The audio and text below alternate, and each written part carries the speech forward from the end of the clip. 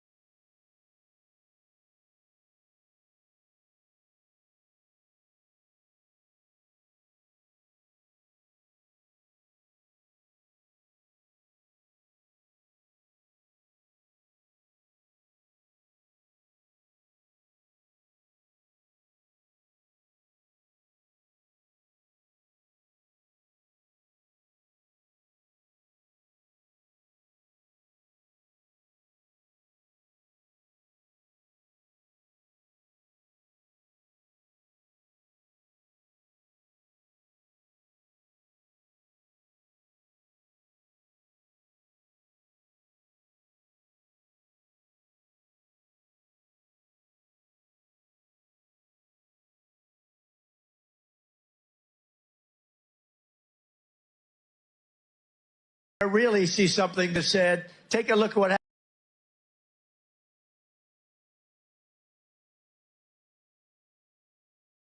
happened. CBS News. In a shocking development, the federal government says being broke is allowed, but if you're broke and glowing, you are officially now a suspect. You can't be glowing more than your financial status. Look your problem. Producers have confirmed next season of Love Island will merge with the Hunger Games. Only one couple will survive the new format. Everyone else dies.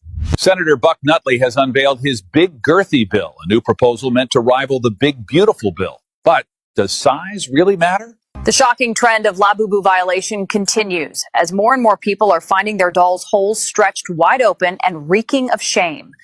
If you thought Bigfoot was bad, wait till you meet his gooey cousin. A kumsquatch was just spotted in Dongwood National Forest. Did you know IKEA has released a home glory hole kit called the Fuke Hole? It includes pre-drilled panels, mounting brackets, and a stain-proof finish. We begin with breaking news out of Massachusetts, where residents are reeling from what scientists are calling a cum-comet impact. Officials are asking everyone to stay indoors and to wear N95 masks in case of cum aerolization. President Trump kicking off another busy week at the White House. It has been yet another eventful week in Washington. The activity level is off the charts. The president dialed in. He is executing his agenda at a lightning fast pace. Here's something we rarely see in American politics. President Trump is actually keeping his campaign promises, and he's doing them as quickly as possible. This administration is moving at political light speed, and they're just getting started. We're going to have one shot at this, and no other president's going to do what I'm doing. Goodbye. We love you. We will be back in some form. Have a good life. We will see you soon. Thank you. Thank you very much. It's official. Former President Donald Trump will be running for president again in 2024. Donald Trump got the stamina and the will to do this again? He's come under such tremendous... Everything is on the line in this election. A busy day in the campaign world up in Butler today. Former President Trump holding a rally at 5 o'clock. He just tried to kill President Trump. Not even an assassin. If we're not careful, AI could make it impossible to distinguish truth from fiction in the news we consume. So, Keisha, what's a high-value man to you? A man that gave me 10 kids, 3 evictions, $10 on Cash App, and still pull up in a Nissan Altima that sound like he got... Good evening, I'm Tom Tucker with some breaking news. A local kidnapping has rocked Quahog tonight. Rocked Quahog? Really? The whole town is rocked? The family, maybe, is rocked, but the whole... All right, well, in any event, we now go live to Asian reporter Tricia Takanawa. Let's see how much she's rocked by all this. Tricia? Tom, I'm standing here with Mayor Adam West with the latest information about the disappearance of young Scotty Jennings. What can you tell us, Mr. Mayor? Please, Mr. Mayor is my father. Call me John Mayor. Your body is a wonderland, by the way. What is the city doing to help rescue the missing boy? Well, we're looking for this child using all the latest technology, including the newest, most advanced multimedia milk cartons. Help me, I'm missing! Help! Why are you still eating breakfast? I'm kidnapped! Why are you turning me the other way? I'm still here! Donald Trump is here tonight. Now, I know that he's taken some flack lately, but no one is happier, no one is prouder to put this birth certificate matter to rest than the Donald. And that's because he can finally get back to focusing on the issues that matter. Like, did we fake the moon landing? What really happened in Roswell? And where are Biggie and Tupac?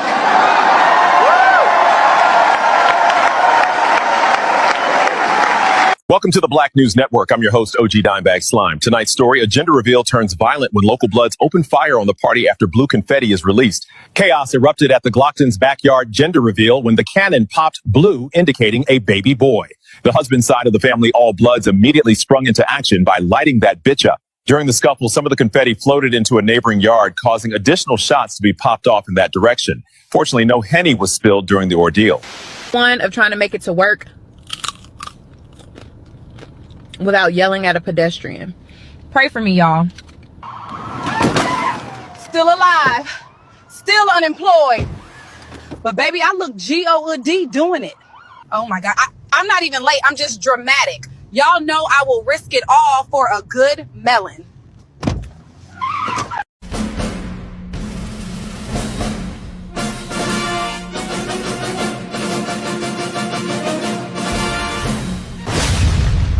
We have breaking news. A laser-guided ship missile has just been launched from Rectomopolis, reportedly targeting Pennsylvania. We're live from the scene where a laser-guided ship missile launched from Rectomopolis has struck Pennsylvania. It's just in. A pubnadal blankets St. Louis in a thick bush this evening. Downtown is completely covered in pubic hair, causing highways to close out of caution. It's coming right for us. We need to get out of here now. Oh my God, it's taking the houses. A massive gizzard has buried Kamlambus in 2 feet of dongload. Locals blame the lack of preparation on Mayor Linda P. Slurp. The city of Columbus is reeling today after an unprecedented event. What officials are calling a gizzard has left downtown streets. Customs officials at Orbital Port 69 have seized over 420 stolen jork blades, many still warm and dripping.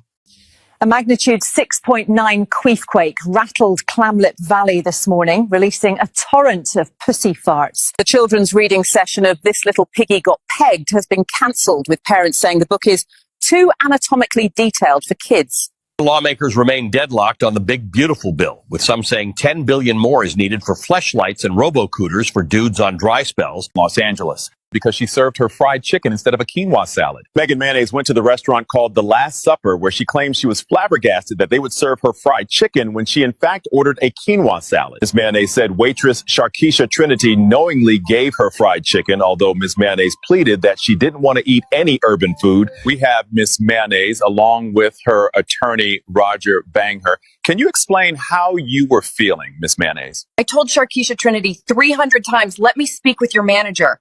And she just kept twerking, sticking her tongue out and laughing at me. We have exclusive CCTV footage from the restaurant of Miss Mayonnaise and Sharkeisha's fried chicken confrontation. Miss Mayonnaise is suing Sharkeisha Trinity for everything she got, which is 3 deadbeat fathers and $100 in unpaid child support. We need your $80,000 down payment now. Can I do 6 child support checks, 1 EBT card, 10 Section 8 credits, and 2 Medicaid payments? We take it all. Welcome back to White News Network. I'm your host, 𝐶𝐈𝐒. Today, the BFI released documents that claim no special files exist from that one famous island. Wink, wink. BFI director said, quote unquote, although you've seen plenty of known people at that island, no American people, you were just seeing shit. The BFI office also released perfectly edited 24-hour surveillance footage of that jail cell where the main guy in charge was being held. At this point, these guys are playing in our face. Most of you are too blind to see it. Welcome back, folks, to the White News Network. I'm your host, Tom Blandley, and tonight a white woman is leaving her husband after trying a YN. HOA President Skylar White told WNN she is filing for divorce because, quote unquote, after trying a YN, you never go back. Her husband, Kevin White, owner of Proud Boys Country Club, says he is devastated by the news and that it is, quote unquote, total malarkey. The divorce hearing is set for July 13th at Cornbread District Family Court. If Mrs. White wins, she will be entitled to half of his shit that she never worked for. Next up, rock star Roger Bang-Her has already impregnated 3 women on his Fuckfest tour. But first, a word from our sponsor. WHR, would y'all let me fly the plane to Iran? I thought B2 was my apartment number. Oh my God, did I just start the war? Introducing ChatEBT, the newest AI software limited only to 13% of people. ChatEBT isn't just another basic AI myth. It's built for real-life situations. Let's showcase an example of a man asking for food recommendations. I'm starving, gang. Let's open ChatEBT. What should I eat tonight?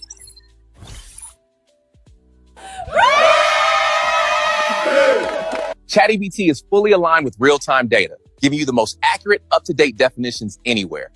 Define child support. Unless you ask it to define child support. But ChatEBT isn't just about words or recommendations now. It helps with your everyday tasks and repairs, giving you the best solutions in real time. Here's an example. Dude, this thing is so annoying, man. ChatEBT, how do I fix this? You don't, Nick. Thank you all for your time today. We're excited for you to experience the future with ChatEBT. We'll see you soon.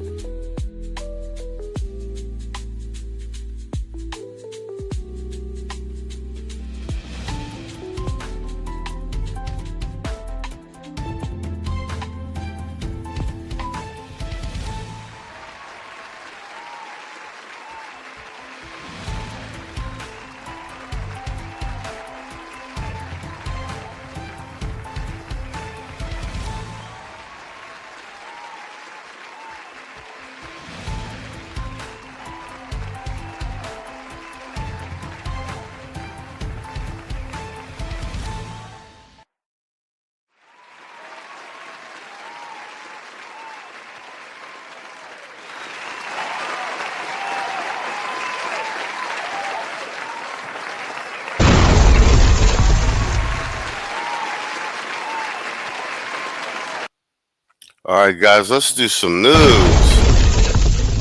Yo, what's up to the chat? Yo, Lord of Brooklyn. Saul in the building. Lord of Brooklyn. I seen, what up, Aaron? Pookie and Ray Ray Show. Kwame. Universal Black. All right, man, it's you know how we do, man. Thanks for everybody for tuning into the Sunday show, man. It was a really good panel the other evening. Yo, Saul. Yo, check out this, yo, the AI is incredible. These baby AI joints are crazy. I played this at the beginning of the news intro. Check this out. If you want to really see something that said, take a look at what happened. Good evening. We are coming on the air with breaking news. There has been an incident at Donald Trump's Pennsylvania rally. It appears shots have apparently been fired.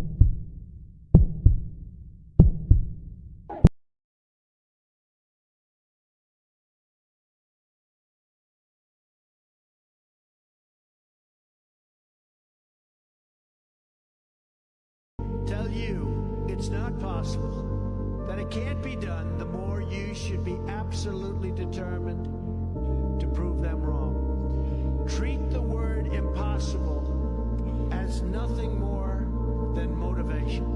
Relish the opportunity to be an outsider. Embrace that label.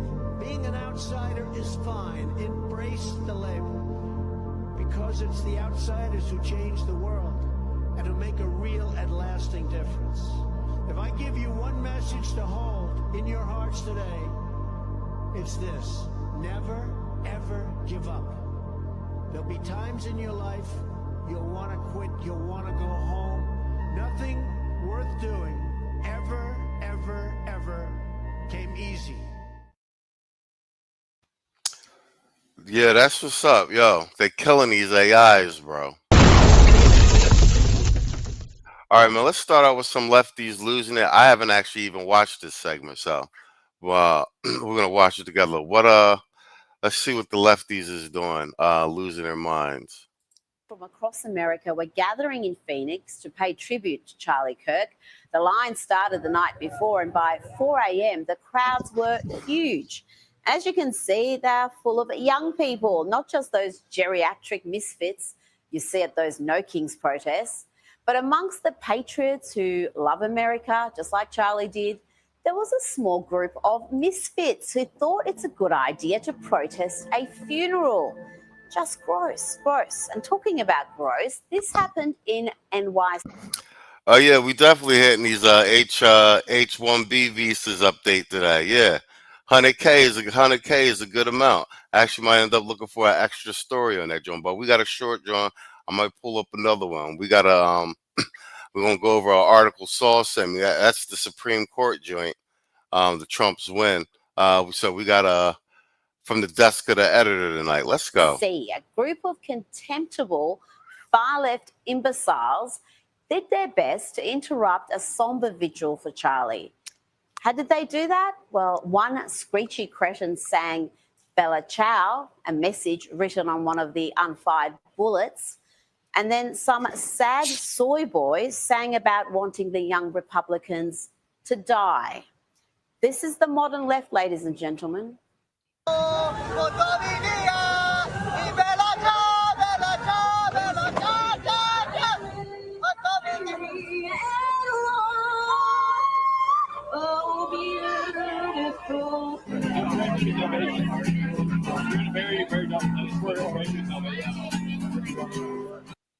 Yo, the modern left is just deteriorated into madness. That whole protest looked like it smelled like armpits and feet, bro, and weed. I don't want your salvations. Why? I want you to die. We're not going to give you a second chance, even when you beg for it on your knees, begging and pleading. Just when you think the left has hit rock bottom, they start digging. And that brings me to the Democrats, who have incited so much of this hate, so much of this hysteria and violence. Listen here to Democrat Congresswoman Ilhan Omar, who shared a disgusting statement on X, reshared this claim that Charlie Kirk was Dr. Frankenstein and his monster shot him through the neck. Well, here is Omar on CNN with Caitlin Collins doubling down. I think it was the video where it called him Dr. Frankenstein and said his monster shot him through the neck. I mean, obviously this is a person, and looking at this is someone who was a husband and a father, and in the days after his shocking death, that happened as a result of his views, or it happened as a result as he was sharing his views publicly with people, that people found it jarring. You know, I didn't watch the memorial, but I, looked at the news updates the following day. I didn't know there was 100,000 plus people. I mean, they gave him the Trump administration. He's a civilian. They gave him a state's burial. You had the seal of the president up there and everything. To hear such criticism of that in the immediate aftermath. What I find jarring is that there are so many people willing to excuse the most reprehensible things that he said, that they agree with that they're willing to have monuments. This Ilhan Omar, this is a perfect example. You know, she's up in Minnesota too. She's a perfect example. This is a Somali who was here illegally for so long. She married her brother to stay in the country. And now she's worth with a net worth of over $9 million. actively working against the United States and its interests. It's insanity, bro. Aaron said, make exorcisms great again.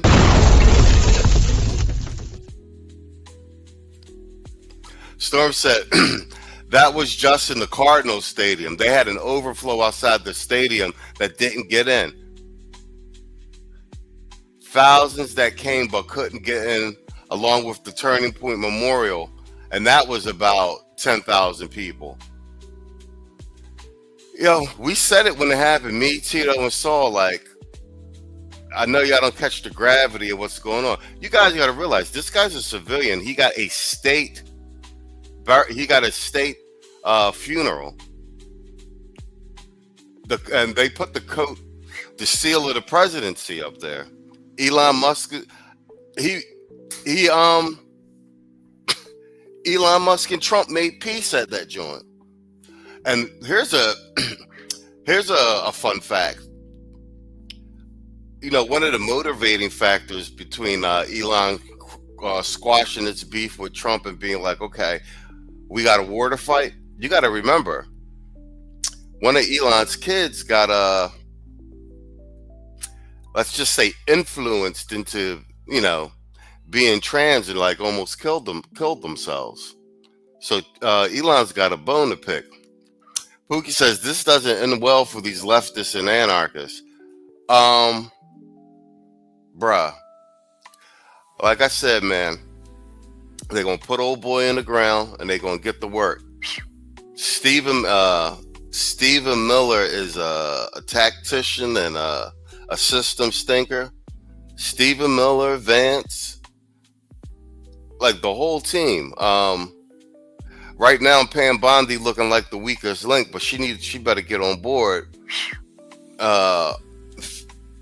and figure out a way to get these prosecutions lined up, man. I tell you, the American public, when you look at the polling numbers, American public, man, they want retribution. They want to see people in jail. Look at the eyes of this woman and tell me if you see any humanity there. I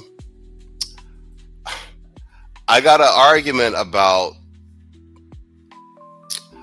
electing people into office that are foreign born and they've come over here and naturalized.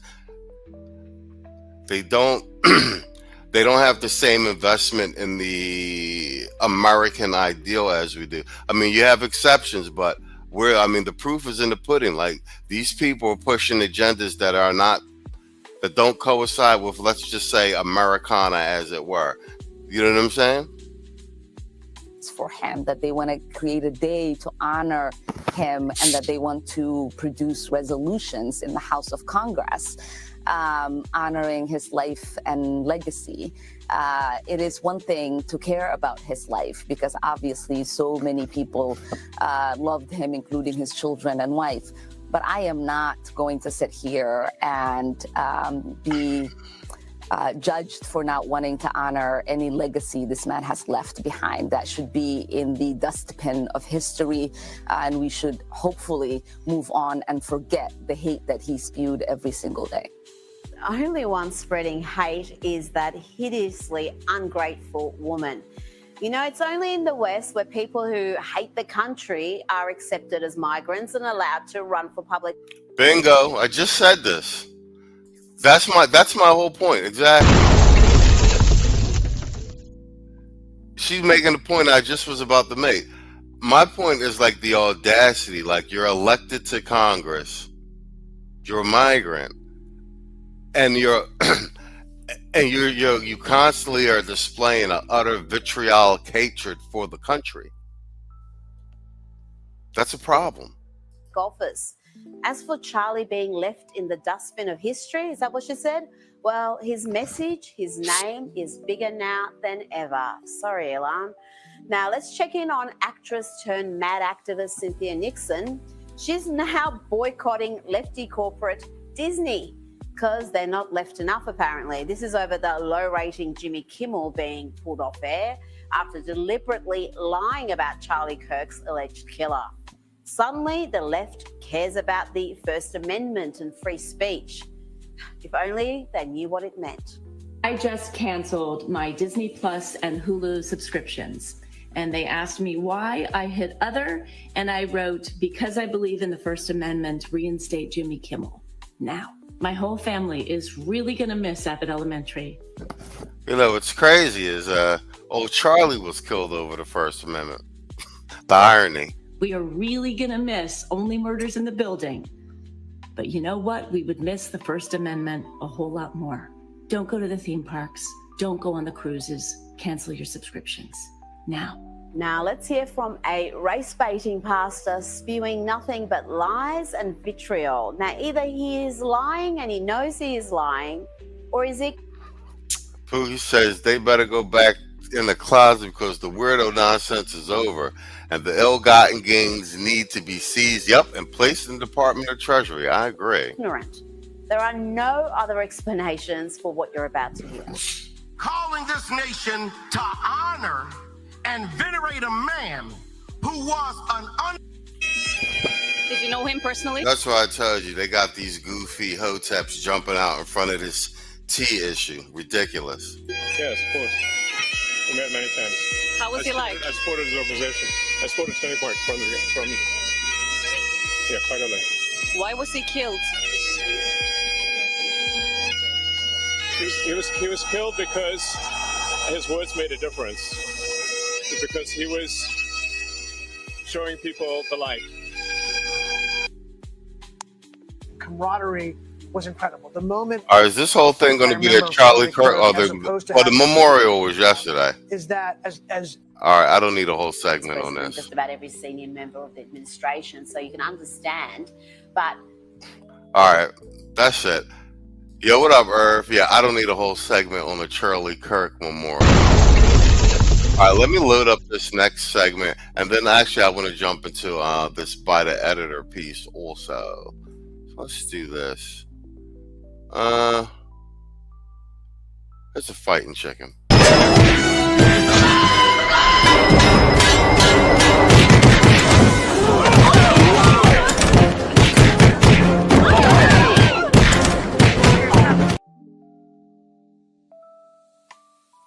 All right, let's see. Let's do this one real quick. I want to do these gold. Perfect.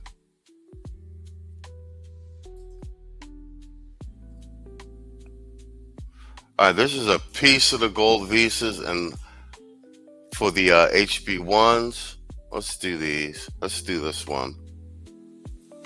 It's over at Fox Business.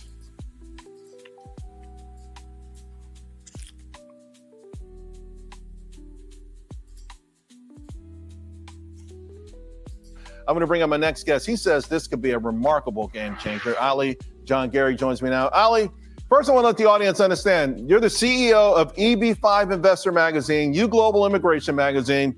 Over your career, you've facilitated $500 million in EB5 financing. So you understand this better than anyone else. Walk us through why you think this is so exciting. I've been doing this for 15 years. It's very exciting. I think the trend is shifting towards investment immigration. What's exciting is that illegal immigration is stopping, and now we have investment immigration coming into the country, which is important. The new system right now, this executive order, basically created 3 tiers. You have the gold program, which is $1 million. You have the platinum card, which is $5 million, which hasn't come out yet, but is proposed. And then you still have the EB5 program that's brought in $100 billion over the last 20 years, and that's $800,000 for an applicant. So let's talk about the $1 million U.S. residency, at some point the $5 million plan. From what we understand, we're hearing it will give a 270-day window where you won't be subject to U.S. taxes on non-U.S. income. Adding it all up, because Howard Lutnick says there'll be 80,000 of these gold cards available. What kind of revenue do you anticipate from this? I mean, they're expecting $100 billion plus, but what was really smart is they tapped into the industry and they figured out that the Trump card is better off with 270 days in the country, excluding your foreign income, which was very smart of them. They're actually tapping into the market, and I'm proud of what they've done. They also tapped into the EB1s, as you said, and the EB2s, and they're not tapping into the EB-5s, which are creating thousands of jobs right now in all these different programs. Speaking of which, job creation, we know it's one thing to have people come here, bring a lot of money with them, $100 billion, but you also think this will lead to more job creation. Yeah, absolutely. I mean, it's cutting down on a $36 trillion deficit, which is the American First agenda he set out to do, and he's clearly going for it. The investment immigration has been a great program, but no one's ever really focused on it until Trump. So now we're seeing this influx of capital creating U.S. jobs, and now you have three choices. And the EB-5 program, we just launched, for example, like a Waldorf Astoria in Texas, we launched. It's a $100 million raise, creates 3,000 jobs in Texas. Now, this is all foreign money coming in at that $800,000. Now, President Trump says there's $1 million program where you don't have to wait as long, but the screening is just the same. And so I think it's great to create options for the consumers. Ali, we couldn't have anyone better to walk us through all of this. Thank you so much. Appreciate it. Thank you.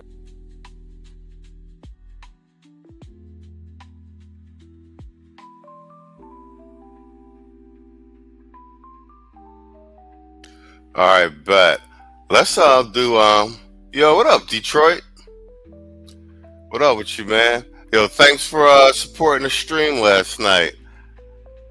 All right, Irvin Reed says investment immigration. Yeah, that's a new term in the lexicon. Whole fact though. Yeah, I got one on these HB1 visas right here. Let's do I'm gonna break down the HB1 visa application. Let's do this. This one's CBS.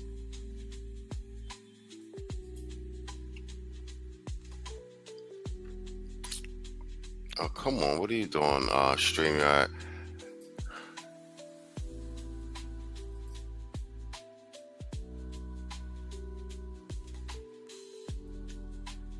All right, perfect.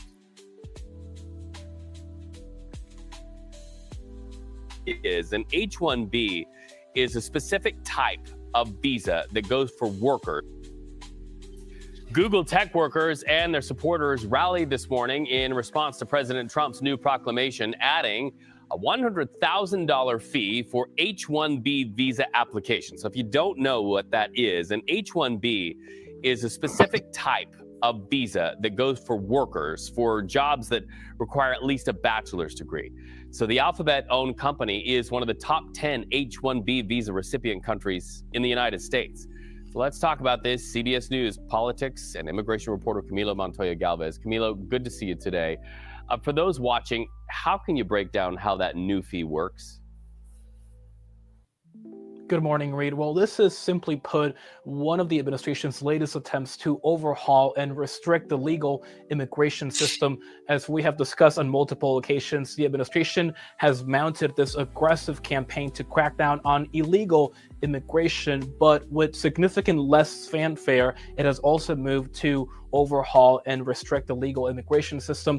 This particular proclamation, Reed, targets the H-1B visa program, which was created back in 1990. And since then, it has allowed American workers to bring in high-skilled foreign workers. And right now, in today's day and age, it relies on many different programs and occupations. But the tech sector, for example, heavily uses this program to bring in foreign workers from countries like India, China, and other nations across the globe.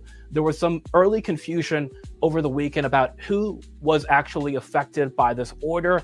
And you saw some companies actually, Reed, tell their H-1B workers to immediately return to the US if they were overseas during the weekend.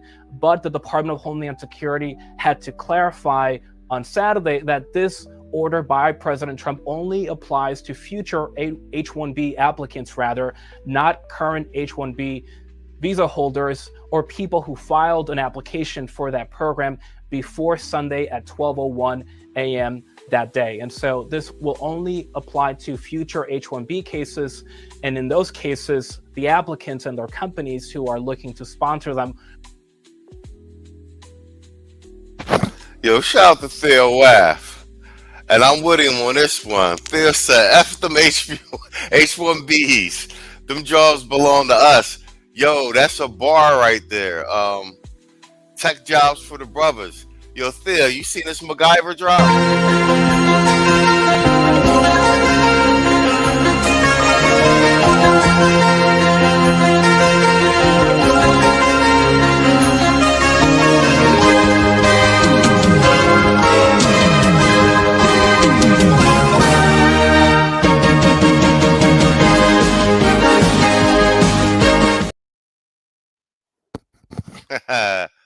That's childhood memories. And here's a Family Guy.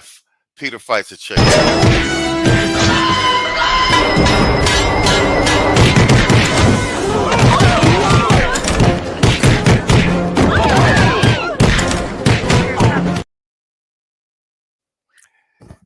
Yeah, I concur with Thea 100% on this. Yo, shout out to Quiet Storm dropping all the links in the chat. Is that the Conclave joint? Let me pin that to the top of the chat real quick. And hold on, let me pin that to the top of the chat. Pin message. Bang. There you go. All right, let's get back to Trump taxing them on them H1Bs, bro. I'm with it. Like I've said this before. We've reviewed Dr. Tia Johnson's 19 points, Dr. Ron Neal's Black Male Independence Manifesto. There's a long line of policy points which are specifically relating to the plight or the concerns or the political interests and the self-determination of the FBA black man here in the United States. That being said, we have reiterated on this channel that in this Trump administration, irregardless of direct legislation, targeted for the FBA black men, we look at the policies that are in play and we say, hey, does this directly or indirectly affect us in a positive manner and along the lines that are laid out with those policy initiatives listed out. And if you cross-reference and you do a checklist, a lot of things that are being done either directly or indirectly affect us collectively in a positive direction. So I count those as wins. Politics is a game of inches, gentlemen. We'll have to pay that hefty $100,000 fee, Reed. I hear you mention India. I hear you mention China. So that makes me immediately think of iPhones and iPhone production and what it takes to make that happen. I'm thinking of the president saying he would like those to be made in the United States. Now, I want to ask you, though, how this would affect the U.S. workforce, because if the president gets his way in the future, he'd like to see those things made here. That's a really important question, and the answer really depends on who you ask, Reed. If you ask many companies, including Google, Apple, and Intel, that rely on H-1B workers from across the globe, they will say that this will have an adverse negative economic impact on the U.S. economy, and obviously their companies and workforce too, as these companies rely on these workers, but so do community startups as well and community hospitals. So it also affects smaller companies who are not able to find native-born workers from their perspective and then have to look abroad to bring in these high-skilled foreign workers. But if you ask the administration, the president, and his top advisors, this H-1B program rate has been systematically abused for decades since it was created back in 1990, and it has displaced American workers. So they would argue that this move, which will make the program more prohibitive, will actually help American workers and will incentivize American companies to look at native-born workers instead of foreign workers. Reed. All right, Camilo, thank you so much for that reporting. CBS. Tomorrow's weather happened yesterday, so we're experiencing reverse precipitation. Rain will unfall upward into the clouds starting at 3 p.m. We're getting reports that local resident Mike Johnson has discovered he's been the same NPC for 3 years, repeating identical conversations with neighbors. As you can see, we have heavy cat precipitation moving through the Midwest. Expect 3 to 4 inches of tabby cats with scattered Persian showers. We're seeing a high-pressure system of existential dread moving in from the west, with scattered anxiety showers and a 70% chance of emotional breakdown by evening. Good evening. I'm Sarah Mitchell. Wait, why are there two of us? I think we're experiencing a rendering error. In tonight's game, gravity was temporarily disabled in the third quarter, resulting in all players floating near the ceiling for approximately 12. Traffic is backed up on the aerial highway due to a 3-car collision at cloud level 7. We're seeing delays of up to 20 minutes for commuters trying to reach the stratosphere. And that concludes tonight's completely AI-generated news broadcast. None of this was real, but you watched anyway. Back to your regularly scheduled reality.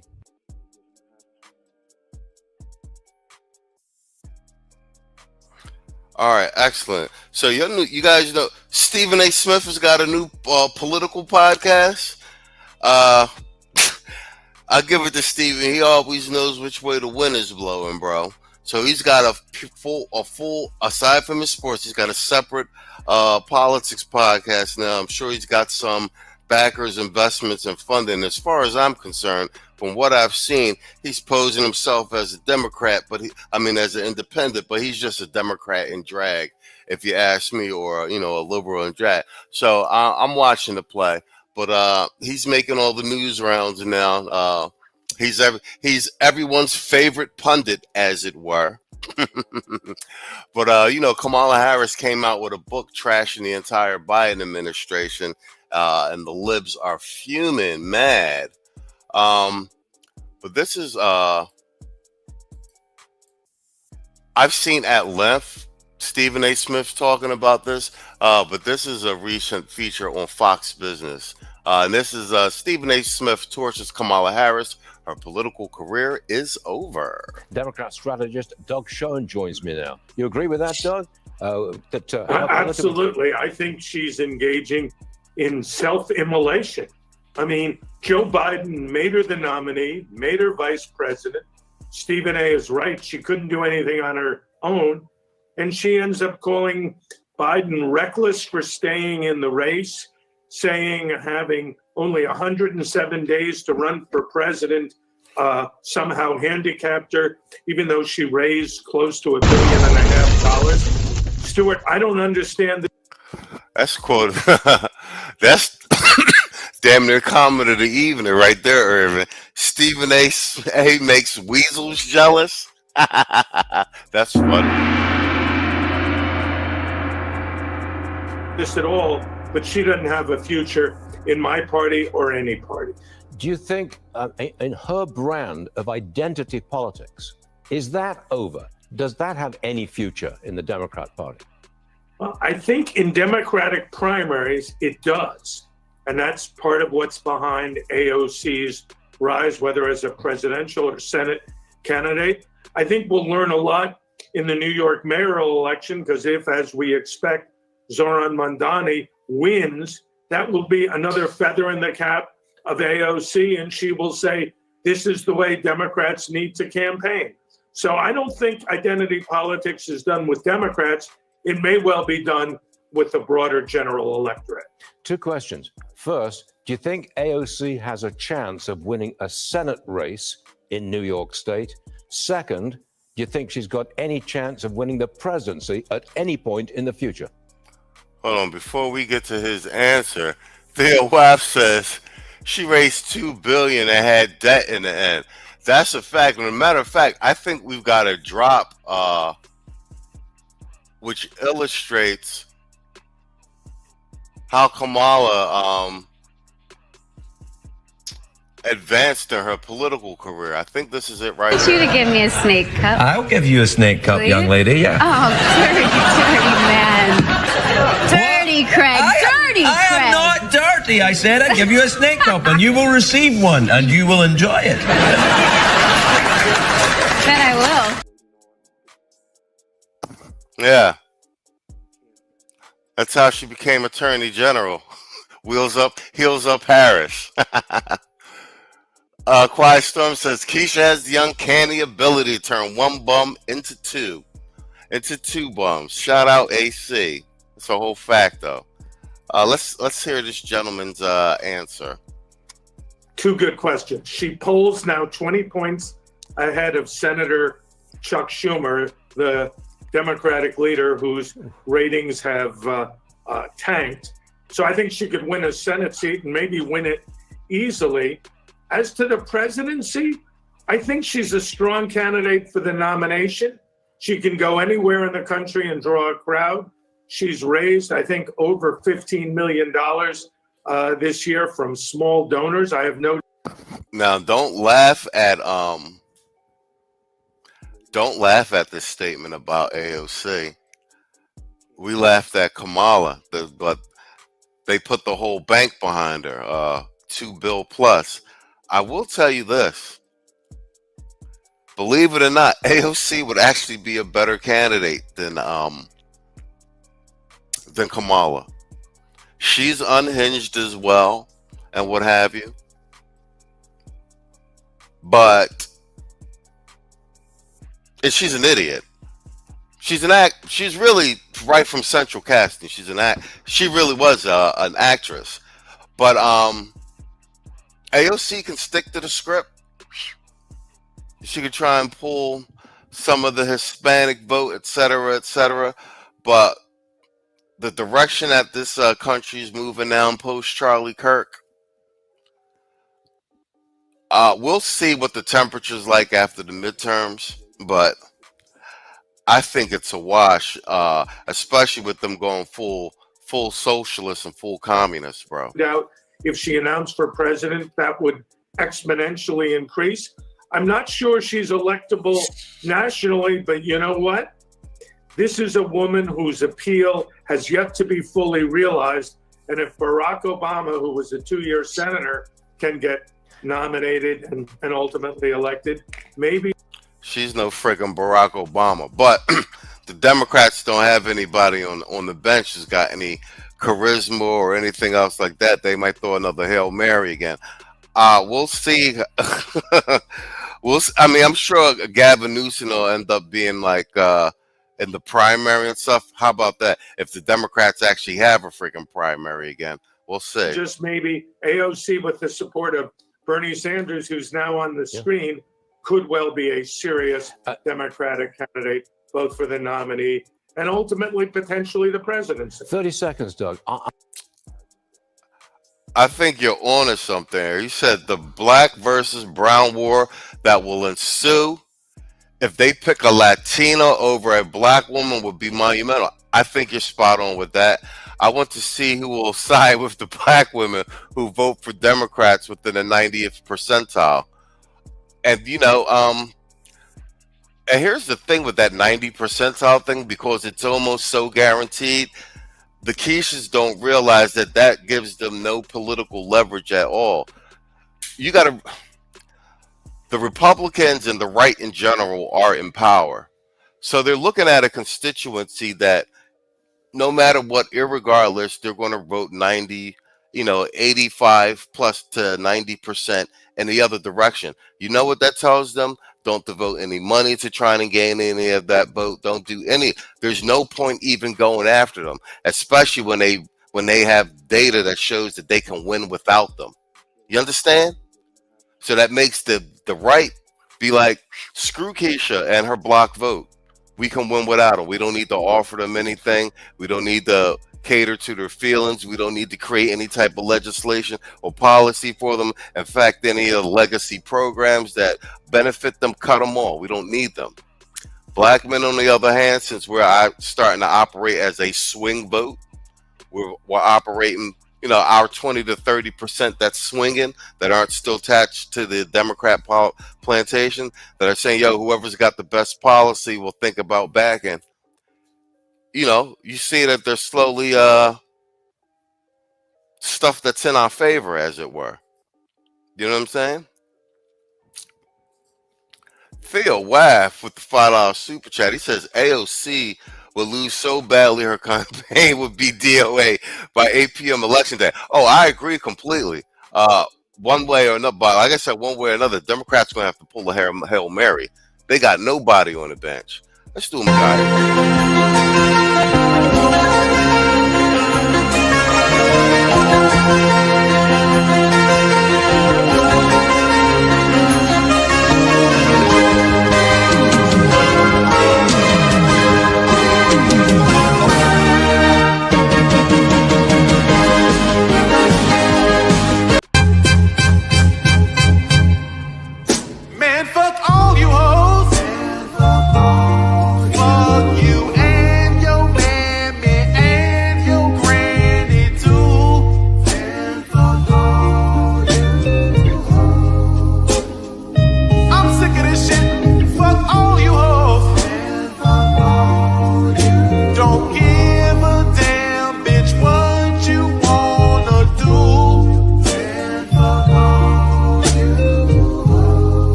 Yo, my favorite part of that drop is when Vato would be like, I'm sick of this shit. Oh man. Everybody says they can't harness enough la big cuitas or big backians from Big Bakistan to carry anything but immerse. Fact, that's a whole fact though. Storm, like, I wanted to clap AOC back in 2016. Now, hell no, send her back to the Biznar.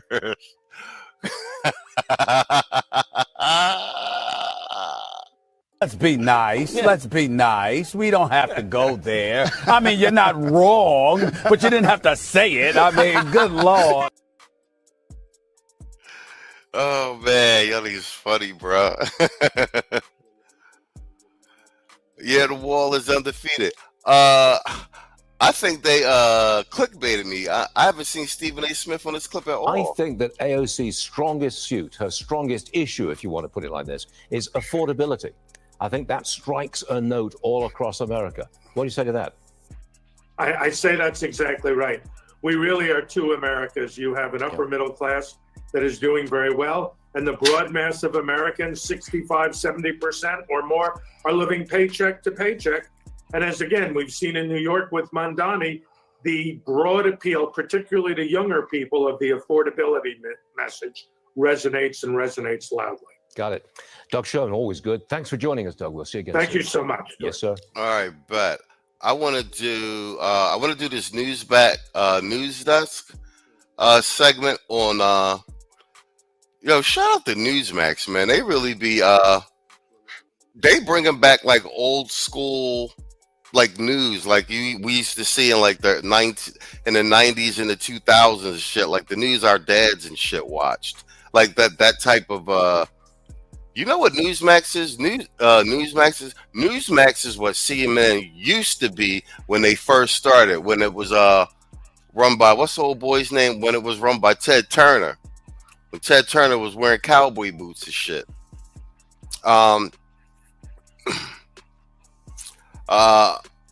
Yeah, great. This is Greg Kelly. I like his features. And this is more so political commentary. Clearly, this is editorialization, but it's a good take. The piece I saw is a good take.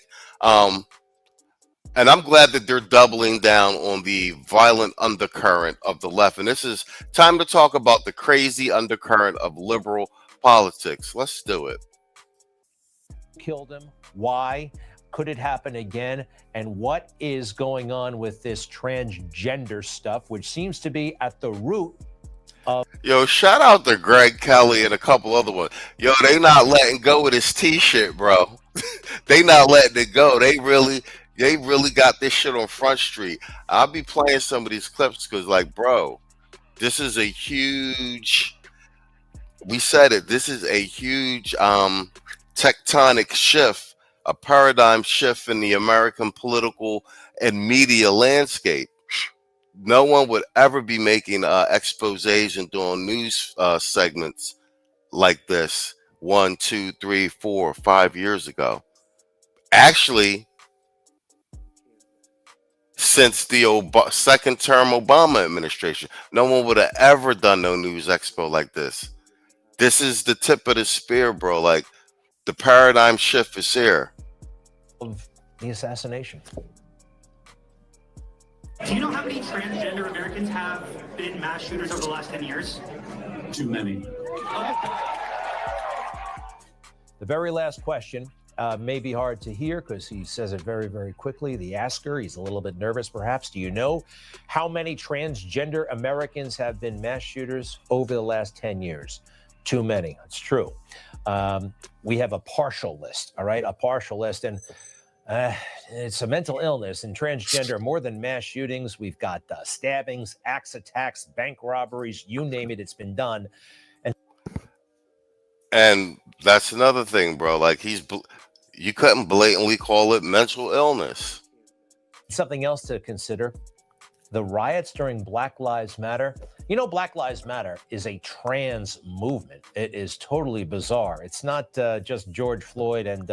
Bingo. That's what I've been saying to y'all. All y'all hoteps walking around with BLM shirts. I got a clip of these dudes up in New York, black dudes in New York walking around on a half a hotep joint with BLM shirts on, screaming F Charlie Kirk. Like, bro, overnight, all y'all hoteps have basically turned into trans activists. Where they do that at? Y'all look goofy out here, bruh. On their original website, they told you that it was a lesbian Marxist organization. They just used, once again, they put the black man on the faces of it, and they piggybacked off the George Floyd incident. And now they done went full-blown trans in Antifa. So all y'all black dudes talking BLM, you guys are trans activists. Congratulations. No, there's a whole undercurrent of transgenderism with the entire movement. It is crazy. Now, we added somebody else to that list because you may remember the protest that happened outside of Justice Kavanaugh's house. And I want y'all, man, will y'all be hearing these hoteps and everybody putting the BLM in the chats and all that? You see, yo, you remind them dudes that they're trans activists in case they didn't get the memo. They're looking goofy out here, bro. That was crazy. After the Dobbs decision was leaked, right? Now, these people are all in violation of the law. You are not allowed to do it. There is a federal law that says you cannot parade in front of a judge's home. And they did. And the Biden administration let it happen. And they had exhortations from Chuck Schumer to show up and be violent. I still can't get over this, and I don't know why he's not in handcuffs. I want to tell you, Gorsuch, I want to tell you, Kavanaugh, you have released the whirlwind, and you will pay the price. Yo, you guys spot on, exactly. Shout out to Saul. Yeah, they'll fight a second.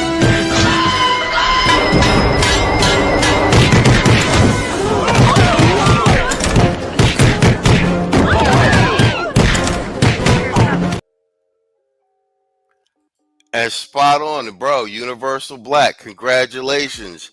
You played yourself. Yeah, all y'all BLM dudes. You got the T cells in the backdooria community looking at y'all like she got your ass. Yo, y'all playing yourself out here, but y'all looking straight goofy out here. Just remember, do you see all these hoteps and they be, remind them that they're trans activists. Just remind them.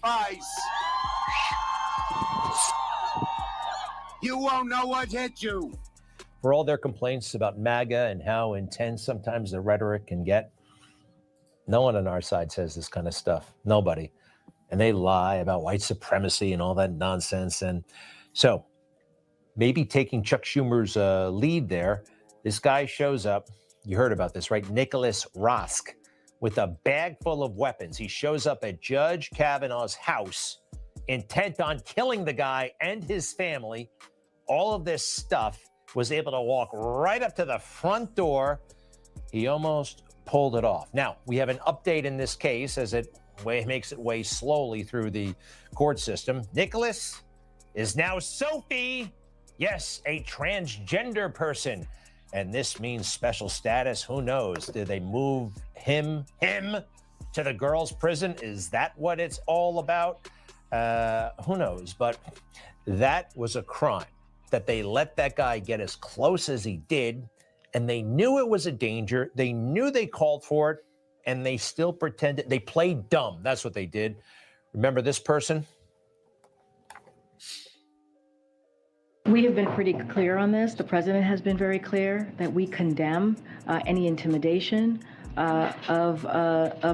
judges in this specific question here. Peaceful protest, people should be allowed to be able to do that. Wow, she was really articulate, wasn't she? You can't protest actually anywhere you want. It was against the law. Let me see the law first, if you don't mind. There's a specific federal law. Yeah, 18 U.S. Code 1507. Pickets or parades in or near a building housing a court of the United States, or in or near a building or residence occupied or used by such judge, juror, witness, or court officer shall be fined or imprisoned not more than 1 year or both. And what was happening in front of that house? It was a damn near riot. All right. Well, now there's a transgender angle. And I recall yet another transgender matter where the person was essentially let go. Who remembers the spy, Bradley Manning, right? Leaking all of that stuff. Well, Bradley became something else. I think, yes, Bradley became Chelsea. And isn't that just fabulous? And I think that a lot of people either projected on their idealisms or their fears or anxieties. I would say surface level understanding of me as a person. I don't want any deeper than that. I'm good. I'm good. You're a spy. You just belong in prison. Actually, you do technically. Sentenced to 35, drop the banner. 35-year sentence commuted by Barack Obama on the way out. Y'all caught that, right? Look at your screen. Look at your screen. Look at your screen. Y'all caught that, right? Are you catching this? This is a spy who is now a T, had a 35-year prison sentence for being a spy. It's a T. And look who commuted him. You don't find that suspicious? You don't find that suspicious? You don't find that suspicious? Where Big Mike at? Good morning. Morning to you. Why are you gay? Who says I'm gay? You are gay. The door in January of 2017. Why did they do that? Did it have something to do with the transgender? I think it may have. You know, Barack Obama has a real soft spot for transgender. And of course, so does Joe. To everyone celebrating Transgender Day of Visibility, I want you to know that your president sees you. Jill, Kamala, Doug, our entire administration sees you for who you are. And know this, you're so brave, you belong, and we have your back. You know, what would our founding fathers have done had they known the direction the country was ultimately going to take? What would they? As they're meeting in Philadelphia, they had people who dressed up in women's clothes back then too, to make the whole government the focus of effort. And what would they have thought of that White House situation when it became transgender visibility? Yeah, talk about visibility. Lewd conduct right there on the White House lawn. All right, so this stuff is actually... Oh, pause for the cause. What? And I'm checking too. We didn't catch one. It looks like they're all guys. Looks like they're all guys. I think Aaron's the last one we caught.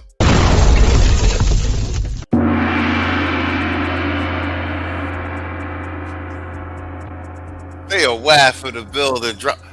Salute with the gifted 5 Machismo TV memberships. I just checked. Broken Blade, Inspired Truth, Art of Will, Banzer Light. Nope. I think Aaron's the last one we got. We were trying to shake the women out the clouds, Aaron. There's Aaron right there. Aaron renews her membership. Shout out to Aaron. He said it's been T Visibility Day for 10 years now. Shout out to Theo Waff with the 10 memberships. You know what that means, man. We're going to play some clips. If you want to really see something that said, take a look at what happened. Good evening. We are coming on the air with breaking news. There has been an incident at Donald Trump's Pennsylvania rally. It appears shots have apparently been fired.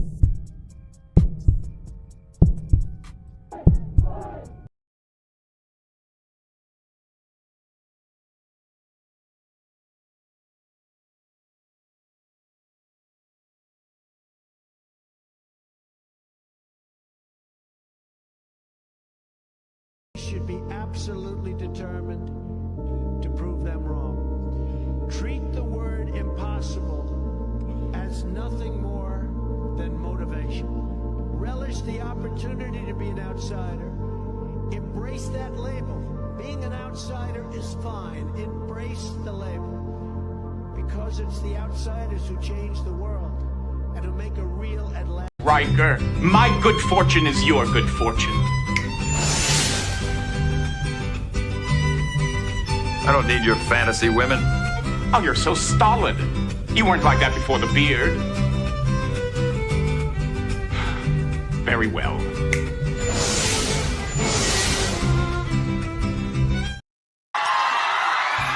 Off by a star.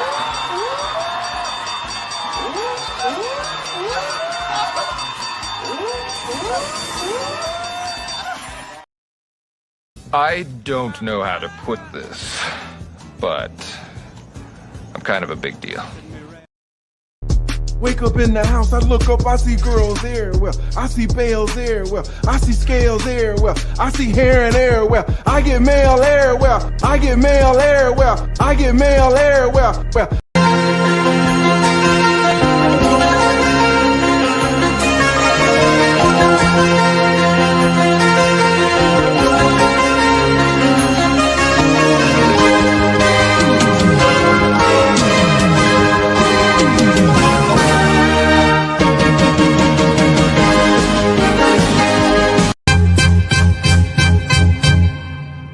Man, fuck all you hoes. Fuck you and your mammy and your granny too.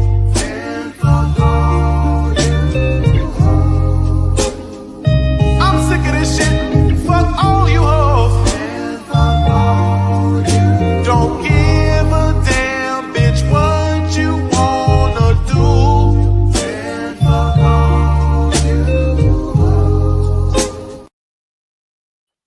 All right, bet.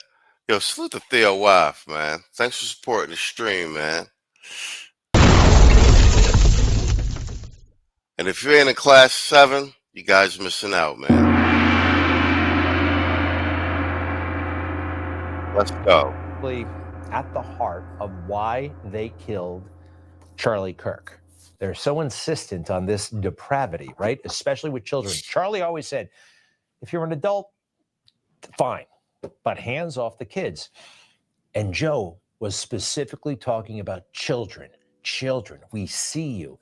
Joe, you shouldn't even be looking at kids, all right? It's kind of nightmarish. Now, there's another aspect to this that I haven't heard anybody actually bring this up, but it's very much front and center. The furries. You heard about the furries? What's up with the furries? There's a furry component to this. Yo! Newsmax is not playing. They got Greg Kelly on one. He said, what's up with the furries? Bro. This is a big deal. Nobody would be, couldn't even say this like years ago. He said, what's up with the furries? Theo, have we found Larry? Okay, wait. All right, let's go. And then, once again, BLM and all you hoteps jumping up. Y'all furry activists now too. First of all, the boyfriend was a furry, but the boyfriend, we should point out, law enforcement tells us knew nothing about the assassination planning, right? Kind of the victim in all of this. Nevertheless, it looked like the shooter was possibly also a furry. What is a furry? Let's go through it. It's a little bit news to me, right? They dress up in these crazy costumes. Yeah, all y'all hoteps with the BLM shirts. This your team right here, homie? Yo, get your mans.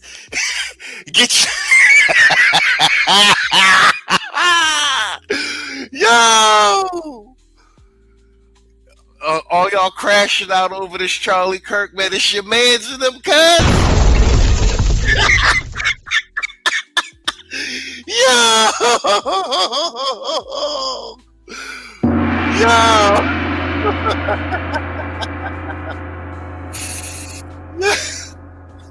Bruh. Y'all furry activists now?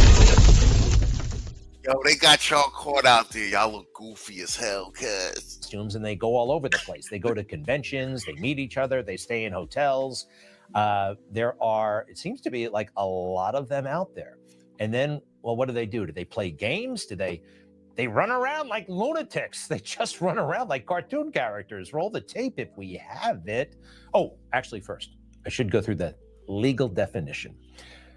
What the hell is it? Furries are members of a subculture interested in anthropomorphic animals, which are... Bro. How y'all pro-blackity blacks jump in front of this shit, cuz? Yo! This your man's, cuz? Yo. Bro, this your man's in them? Good morning. Morning to you. Why are you gay? Who says I'm gay? You are gay. Animals with human traits, such as the ability to speak or walk on two legs. Yeah, like Bugs Bunny, I guess. These individuals often create and wear costumes called fursuits that represent their animal alter egos or fursonas, okay? Many, furries are open-minded. I'm going to restate my premise, man. This Charlie Kirk incident ain't had nothing to do with FBA black men, none of the shit. Kirk might have said something here or there, man. It ain't nothing to write home about. If you up in arms about that, you soft, cuz. I'm just going to say that. Because Cynthia G. Wigatron has said way worse than that. You know what I'm saying? But, bruh, like I said in the beginning, this is between the T's, the furries, Charlie Kirk and his people. And y'all jumping up in the middle of this shit, y'all by default aligning yourself with the furries and the T's. This is what y'all riding for now? Yo, y'all niggas have at it, bro. And supportive of LGBTQ plus rights, and some transgender individuals find a sense of belonging and acceptance within the furry community. Each person's experience may vary, and there can be individuals who identify with both communities. So the more I read about this stuff, I knew they were holding something back. They were talking around an issue. So they do this thing, and yeah, you can feel it when you watch it. There's some...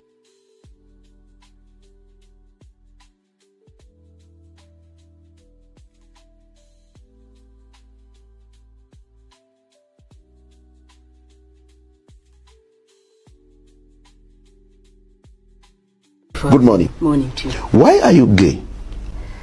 Who says I'm gay? You are gay. There's something going on that they're not saying out loud. I finally found a guy, right, who, I don't know if he's into this stuff, but he's pretty much a straight shooter. I'm telling you, nobody else wanted to say what this stuff is really about. Sex. For some people, being a furry can also take on a sexual dimension, and there are some conventions that have become known for that kind of thing. But most of the research and stories we came across were about the appeal of trying on a new identity.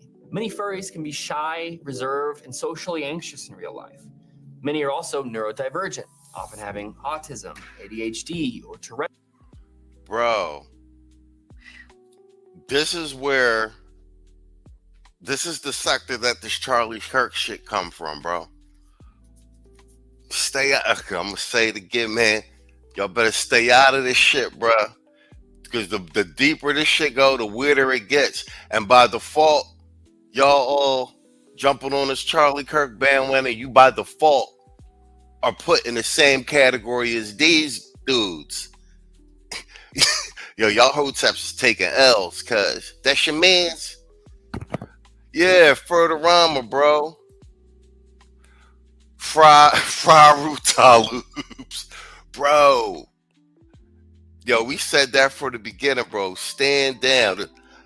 Let the federal government go to work, bro. Like, y'all not even on the radar. Why y'all jumping in the middle of this shit, bro? By default, y'all done become T and furry activists, man. That's your man. Good morning. Morning to you. Why are you gay? Who says I'm gay? You are gay. Syndrome and can struggle to feel comfortable in a world that doesn't always understand them. All right. He said it. How many categories can we have, right? The LGBTQIA+. This must be the IA+ stuff in the LGBTQ. The shooter had a boyfriend/girlfriend/furry. And again, I don't want to blame anybody who's innocent here. And it sounds like that guy on the right is innocent, the guy who wanted to be a girl. I'm not mocking anybody, but I am getting a little bit confused. And there's a lot going on here. And it may even be confusing to the authorities, but we have a duty actually to understand what the hell really happened. And I don't know, do we have to look into these furries a little bit more? This is the Utah state's attorney who's prosecuting the entire matter. And you heard about fascist catch this and all these kind of fascist, anti-fascist, Antifa messages on the bullets. Well, there was something else too. And only a single round was fired. Each round in the rifle contained an etched inscription as follows. The fired cartridge was etched, no Tice's bulge, OWO. What's this? All right. Now, what is that? It was a mystery to him, too. Let's put it up on the screen. OW, notices bulge, OWO. What's this? That was written on the bullet. Notices bulge, OWO. What's this? And we know from the text messages, texting the boyfriend after the shooting, the girlfriend, the boyfriend, remember how I was engraving bullets? The effing messages are mostly a big meme. If I see notices bulge, UWU, or I think OWO, I don't know, on the news, I might have a stroke. Well, it's on the news. I don't know if it gets TV there in the jail in Utah, but I still don't know what this thing is about. Now, there are people who study this meme stuff and they actually document it and they're into it. And let's see if we can find out the mystery of what these words mean on the side of the bullet. Notices bulge. Oh, what's this? Originates from furry roleplay copypasta. The phrase dates back to DeviantArt in 2013 and became popular in 2015 after an Imgur meme depicted furry roleplay chat logs with lines such as, nuzzles you and notices your bulge. Oh, whoa, what's this? Okay, that was really fast. I listened to it 3 times. I have no idea what is going on. This cartoon is very significant in the community. So I found another guy to explain the whole situation. Again, this is on the side of the bullet. This is like one of the motive. Who knows? But I want to know. So check this out. Yo, and shout out to Growth Talk with Kofa. I shared the stream he did 2-3 days ago on the community tab.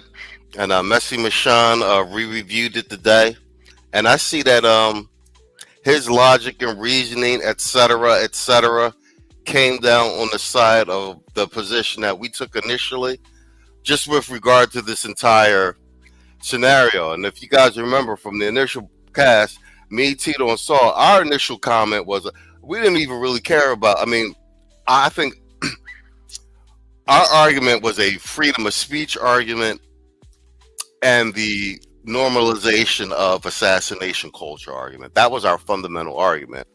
We didn't know all these people was going to jump out the window like the next day on some F. Charlie Kirk's type stuff. Like, you know what I'm saying? Like, over some clips and whatnot. And like, we got people doing full-on dissertation. I'm sure a lot of people is chasing the algorithm and everything.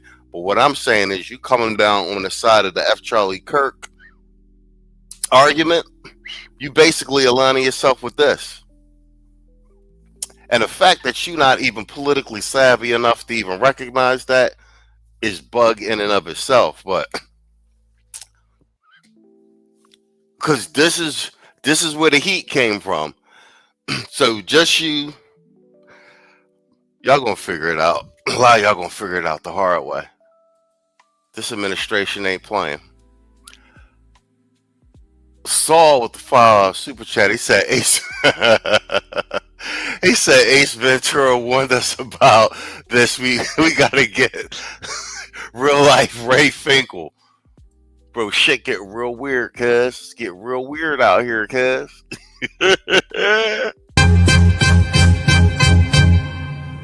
Man, fuck all you hoes. Fuck you and your mammy and your granny too.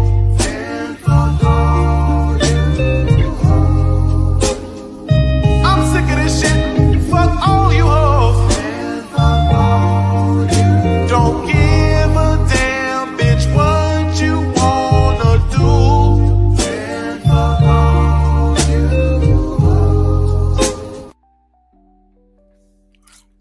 All right, let's play the tail end of this, and then we're gonna do from the desk of the editor. We're gonna read. We're gonna go over this article Saul sent me on the Supreme Court.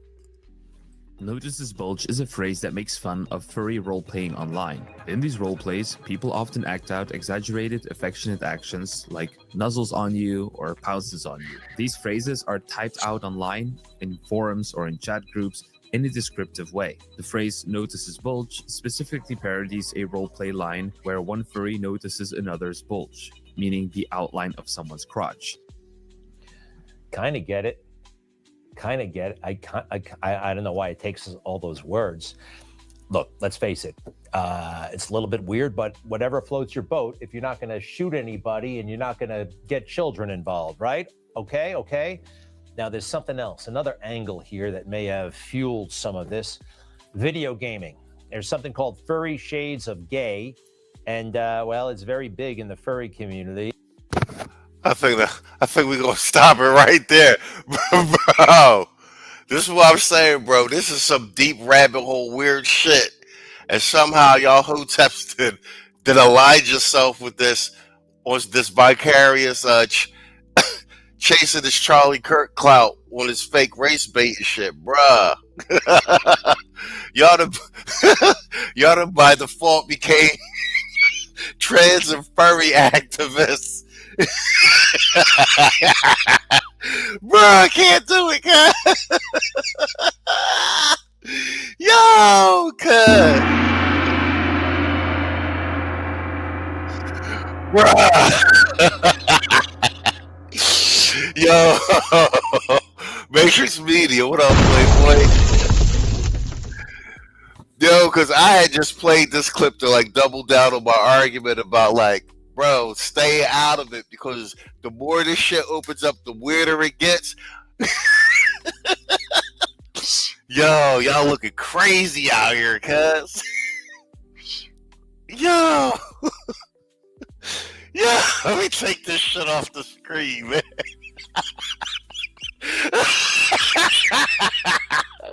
Yo. Yo, that's your man's, cuz. Oh, man. Oh, you can't make this shit up. Fucking clown world. Oh, my God. I needed that laugh. Shout out to Quiet Storm with the $10 super chat. He said all this talk making me real furry about the next election. Yo, y'all hoteps out here looking crazy, cuz. That's your man's, cuz. But first, we must address the midterms and see if the Furmancrats take major cows. Hashtag F all you hoes. Man, fuck all you hoes. Fuck you and your mammy and your granny too.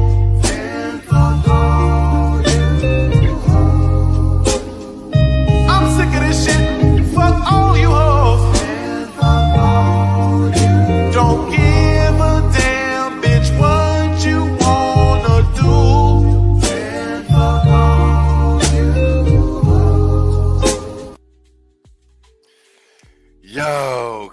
guys. Oh. I ain't expect all that shit at the end of the news show. Yo, shout out to 𝐔𝐿, man. He did the research. They really try. They double. Yo, when you see the mainstream, but they are mainstream, but they ain't DNC mainstream. They going hard on this, bro. That's the green light. They not playing.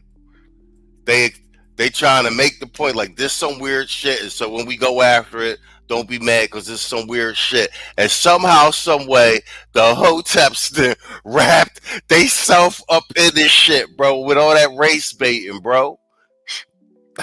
Y'all know damn well y'all ain't see no Charlie Kirk content on their channels. Yo, couldn't have happened to a better bunch, bro. Bro, you know what I'm saying? I ain't with all that misinformation shit and winding motherfuckers up and shit or some bullshit. You know what I'm saying? Bruh. So that's who y'all riding with, cuz? Have at it, homie. Have at it, bro. Let's be nice. Yeah. Let's be nice. We don't have to go there. I mean, you're not wrong, but you didn't have to say it. I mean, good Lord. Woo. All right, shout out to Saul. This is our from the editor's desk segment. Yeah, editor at large. Let's go. This from this is a Supreme Court thus back administrative state and win for Trump. Blow to Biden appointed FTC commissioner. All right, let's see if there's a news clip with it, and I'll read it, and then I'll read the whole article. Yes, there is a news clip with it. Let's go. Let's see what we got here. Turns up. All right, let's go.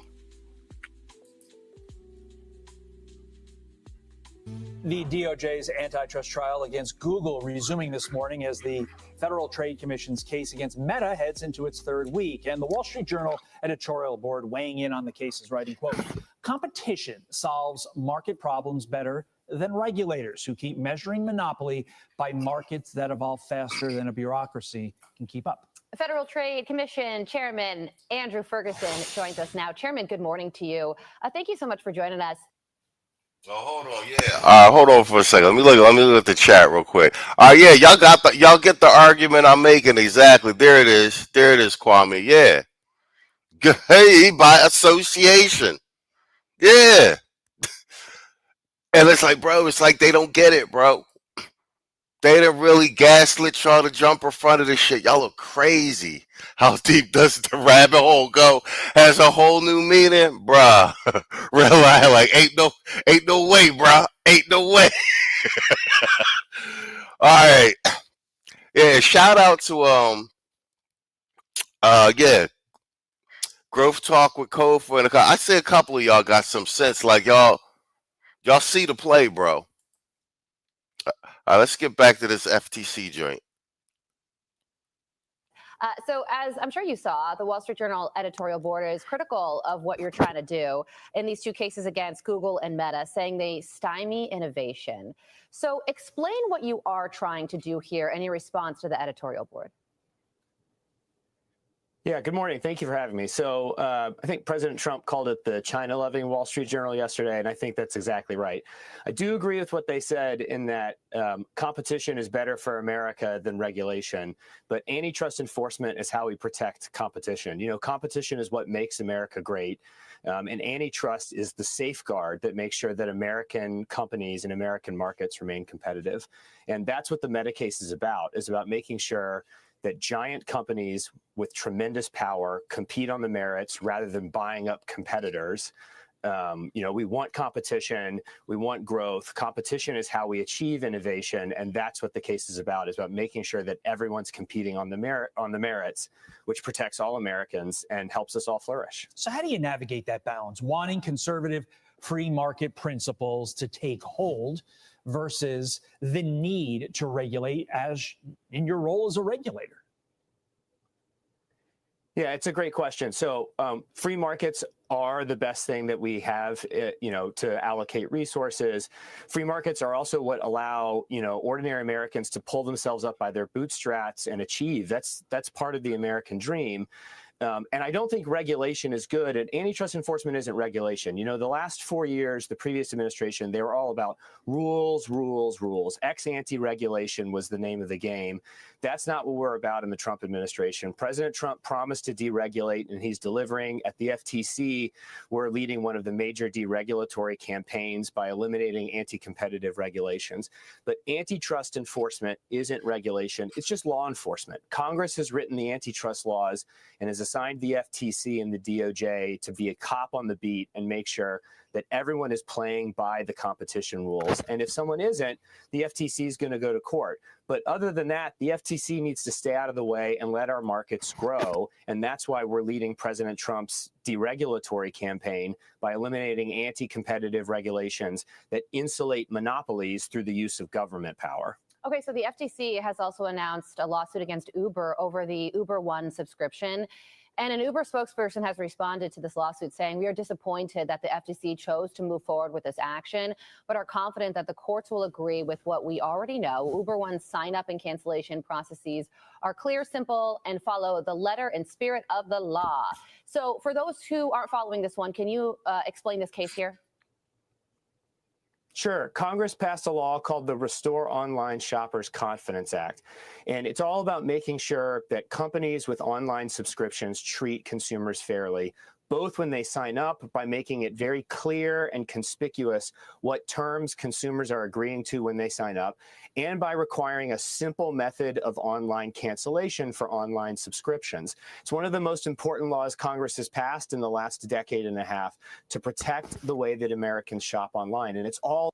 Bro, I ain't even mad at that because they be making it hard as hell to cancel some joints. You be like, yo, I thought I canceled that joint. and the bill keep... Yo, you ever have a bill keep popping up for a subscription or for an app or something like that? And you like, yo, I turned all my joints off, and you can't even find which app or whatever is charging you like the $5 or $10. You know what I'm saying?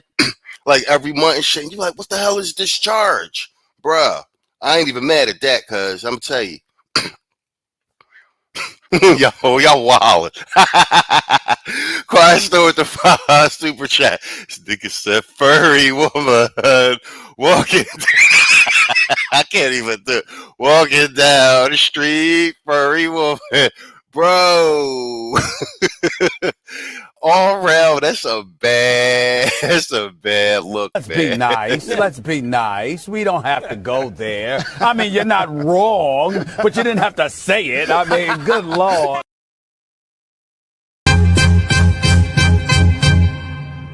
Man, fuck all you hoes. Fuck you and your mammy and your granny too.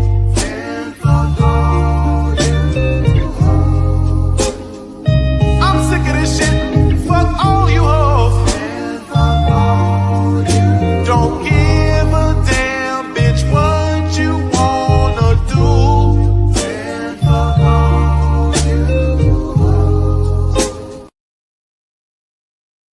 Speaking of furries and hostility and a fight going on, this is a perfect representation of what's going on.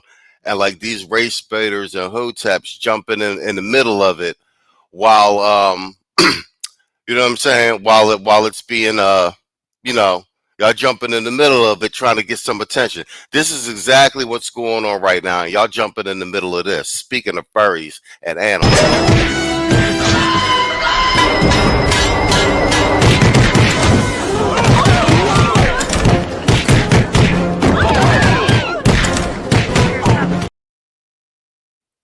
You see how the people in the train was? That's how y'all gotta be. Just stand to the side and let them fight. You feel me?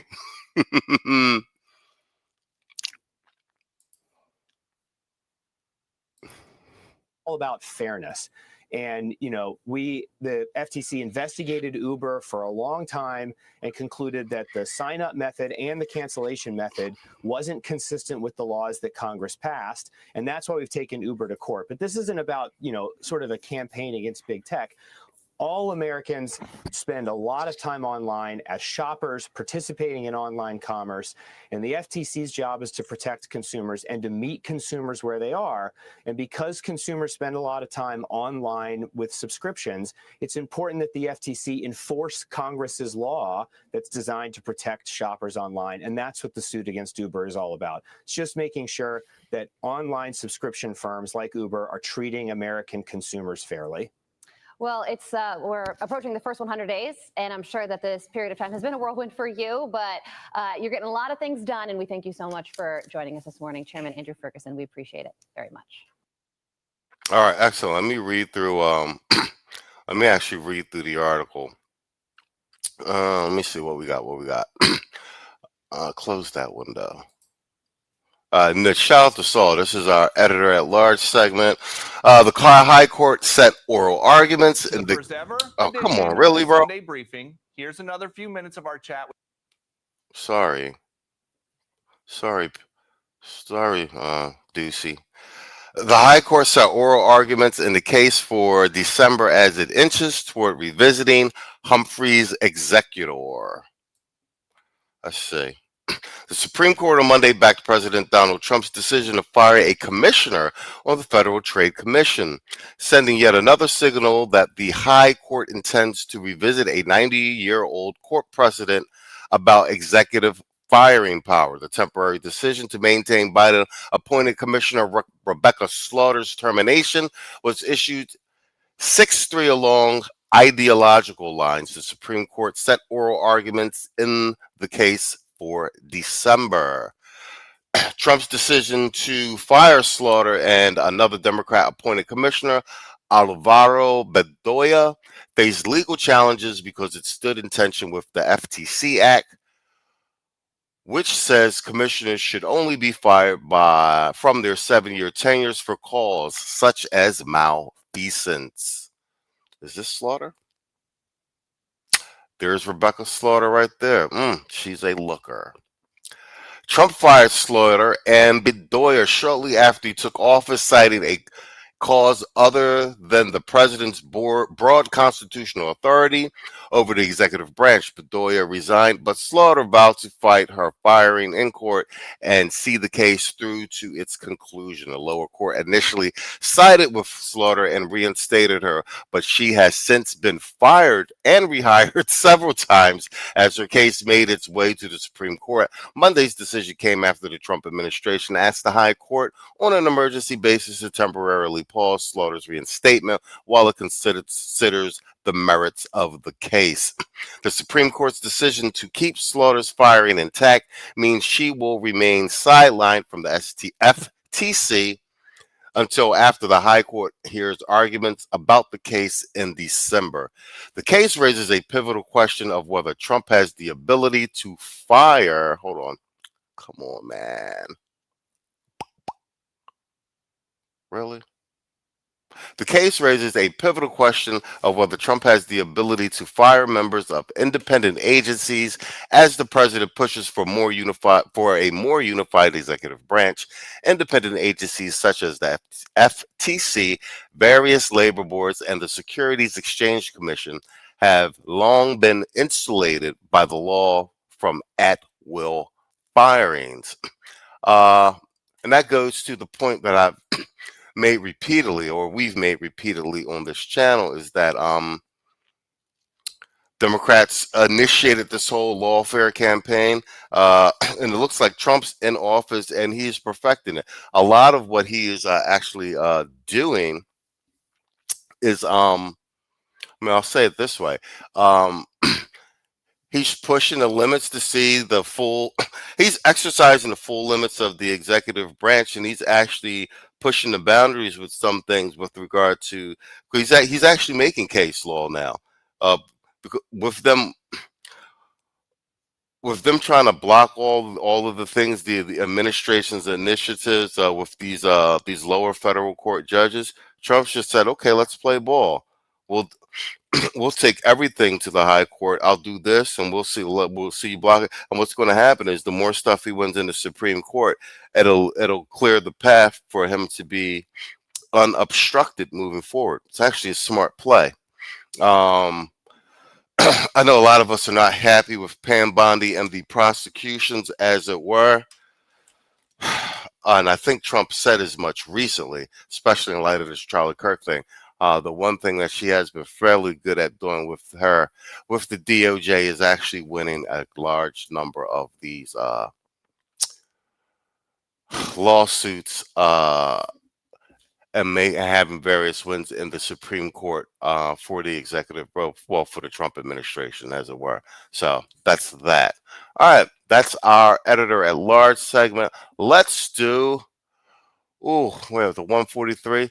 Let's see if we can get a little piece of a by the numbers. We won't be able to get through a whole thing, but let's run the clock out. We're already at 143. Let's do a little bit of by the numbers and call it an evening, shall we?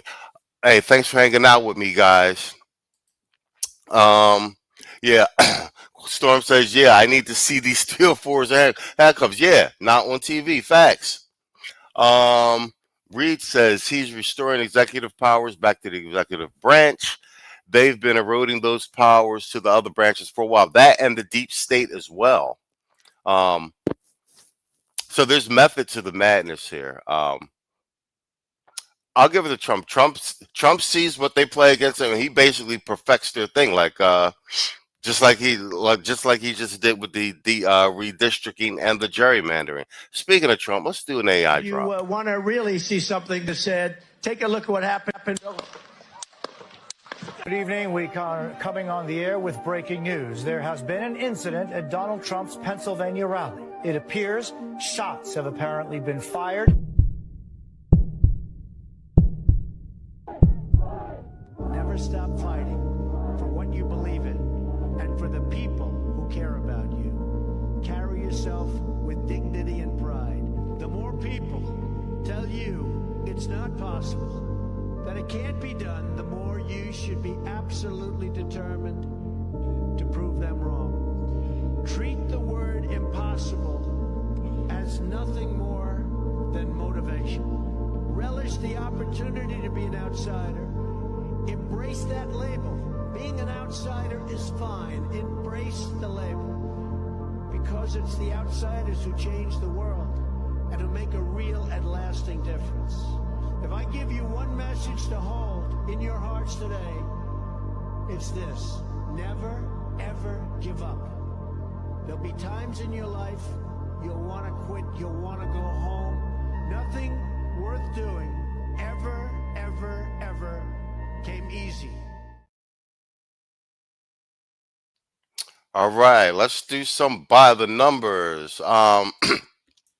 This is a recent data set by our guys at election. What is it? What are these guys? Election tonight. I'm gonna have to shrink it. Oh, election time. This is by our guys at election time. This is the 2026 Senate map based on new polling averages. I think these numbers are 7 days old. This data set, 7 days old. So let's go.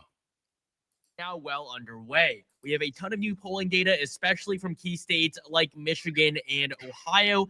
And in this video, we'll be taking a look at the 2026 Senate map based on the latest polling averages. And so we're just going to get right into it. Starting off with the safe blue states, Democrats are easily going to win Oregon, Rhode Island, New Jersey, Delaware, and Massachusetts, where incumbent Democratic Senator Ed Markey leads by 19 points against Republican frontrunner John Deaton. Markey is now running for his third full term. He narrowly defeated Joe Kennedy III in a primary back in 2020. This time, he is not going to face such a tough primary challenge, and so he is on track to winning another 6 years in the upper chamber of Congress. Meanwhile, Republicans are going to easily take Idaho, Wyoming, Montana, South Dakota, Kansas, Oklahoma, Arkansas, Louisiana, Mississippi, Alabama, Tennessee, Kentucky, West Virginia, and South Carolina.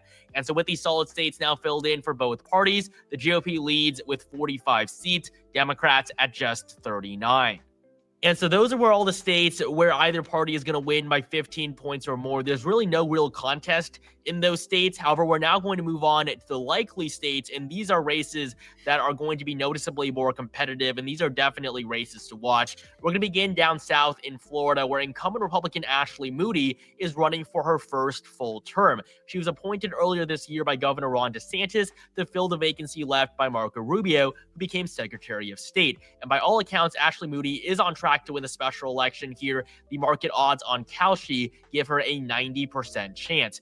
And so Florida will be placed into the likely Republican category. And now for the likely blue states, Democrats are going to win in Colorado, New Mexico, and Illinois. They're also going to take New Hampshire, at least based on the data that we have right now.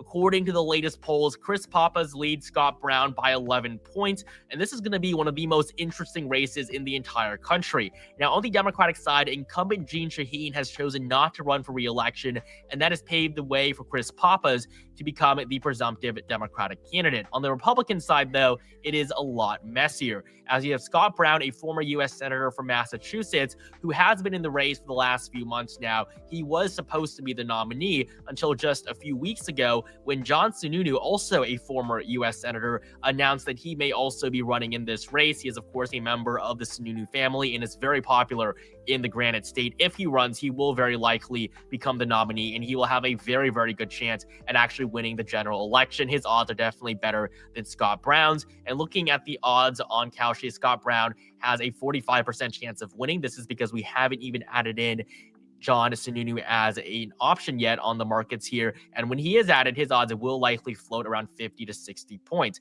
And so for now, based on the polling between just Pappas and Brown, Democrats are ahead. But once John Sununu jumps into this race, a lot is going to change. But based on the data that we have now, the Granite State will be likely Democratic. We also have data from Virginia, where just like in New Hampshire, the Republican primary is a bit messy right now. We still don't really know who the GOP nominee is going to be yet. But based on the polling data so far, Democrats do hold a lead, with Mark Warner, the incumbent Democrat, running for a fourth term. On the Republican side, it could very well be Governor Glenn Youngkin. He would be the best nominee for the GOP in this race. He could also be eyeing 2028. He, of course, will be term limited from the governorship later this year. And so he does have a lot. All right, I'm going to jump a little bit ahead here so we can get closer to the results. We got to wrap in 7 minutes. In 2020 by nearly 13 points. Now, his race this year will likely be a bit closer, as Mary Peltola is a potential candidate. She was a congresswoman for just over 2 years after the death of Don Young. She, of course, beat out Sarah Palin in her race in 2022. She also did lose her seat in 2024 to Nick Begich, and so she is now trying to return to Congress potentially by winning the Senate election. She is behind by 3 points according to the polling average. Dan Sullivan is on track to win a third term. I mean, this race is not going to go down to a 3-point margin, but it will be a bit more competitive than it generally would, as Mary Peltola is generally pretty popular in Alaska. And so for now, it's a 3-point margin, but ultimately I do expect the race to be not as competitive. And so Alaska will be lean red for now, but just like in Iowa, I do expect Republicans to perform better in polling that comes out in the next few months. And so now with 3 states remaining, we're going to tackle Georgia. I mean, Georgia is always one of the most talked about races in the country. It's always super close. I mean, last cycle, we got 2 super close elections in the Peach State, with Jon Ossoff and Raphael Warnock both being elected, defeating David Perdue and Kelly Loeffler to give Joe Biden and the Democrats the Senate majority. Now, this time, 6 years later, Jon Ossoff is on the ballot and is seeking a second term, and he will likely be running against Mike Collins, a former trucker and a current congressman. He has received the endorsement of Donald Trump, and according to 𝐊𝐔𝐄, he has a 52% chance of being the Republican nominee in this race. And looking at the polling data between Ossoff and Collins, Jon Ossoff leads by 3% on average, and you can see that after every single poll, Mike Collins has closed the gap. It was 5 points back in May, 4 points in June, and now it's 3. Republicans are making ground in the Peach State, and this race will only get more competitive from here. Georgia is simply one of the most competitive states in the country. It went to Trump back in 2016, it went to Biden in 2020, and then back to Trump in 2024. And so 2026, we will have a lot to see in Georgia, but for now, it remains lean blue based on the available data. And so before we get to Michigan, we're just going to quickly get Nebraska out of the way. The reason we haven't talked about it yet is because we only have one poll that shows Pete Ricketts, the incumbent Republican, leading by 1% against independent candidate Dan Osborne. The race is obviously not going to be this close when it comes down to it, but for now, it does seem like Dan Osborne is giving Ricketts a run for his money. Dan Osborne is an independent candidate who ran in 2024 against Deb Fischer and lost by 6 points. Now, this is actually a pretty impressive performance for a non-Republican in Nebraska, as of course he is an independent. He also received the endorsement of the Democratic Party. Democrats chose not to nominate their own candidate.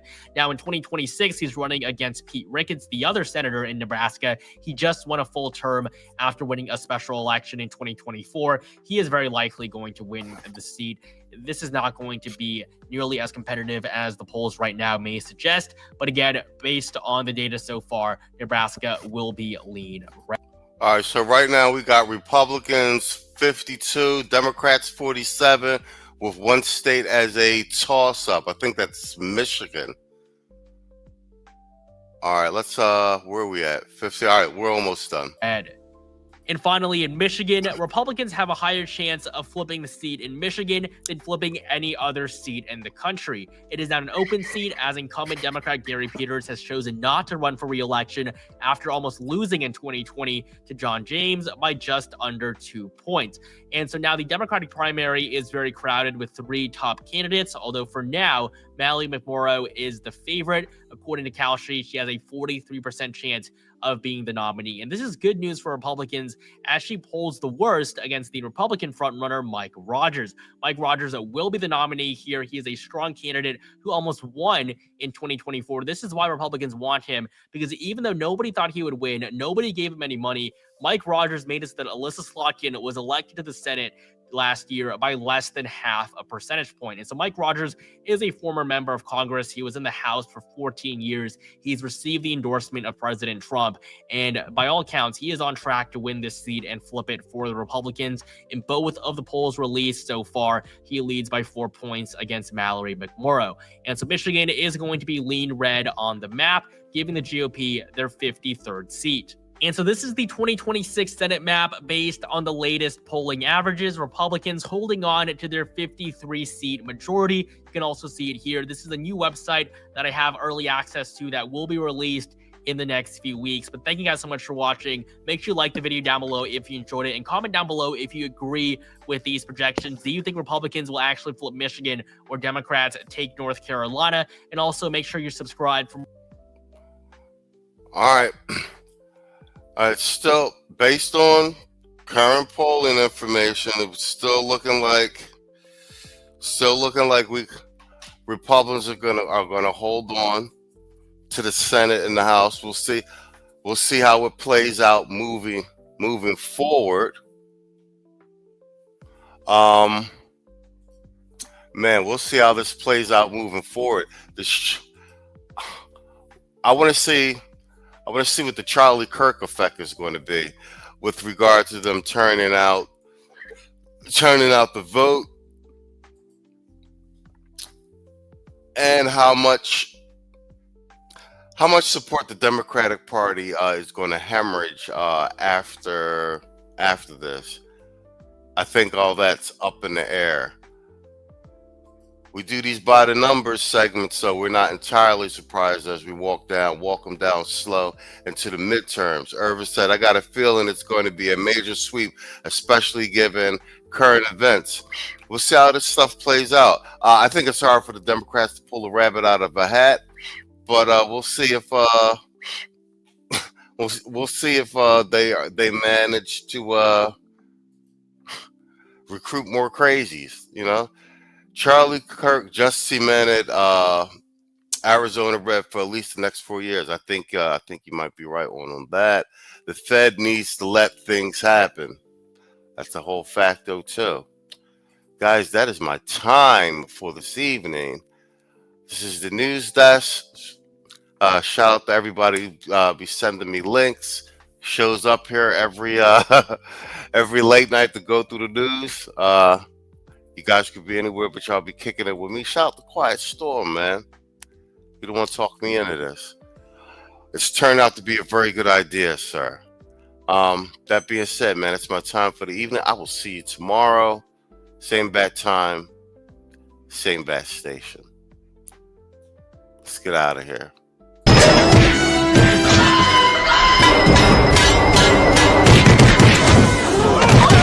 want you to give me a snake cup. I'll give you a snake cup, young lady, yeah. Oh, dirty man.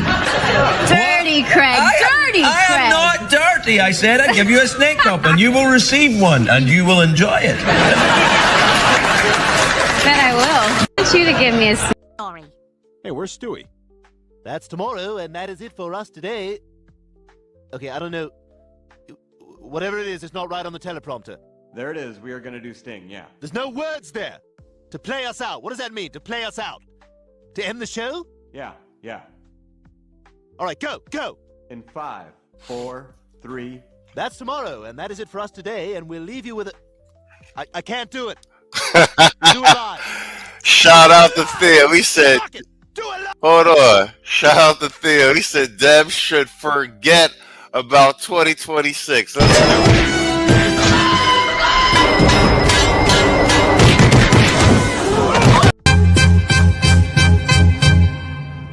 Man, fuck all you hoes. Fuck you and your mammy and your granny too.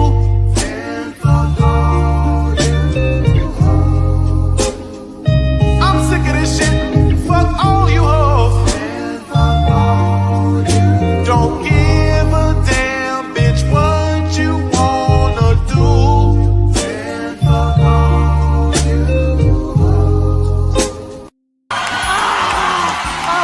We got more pricing games coming up in the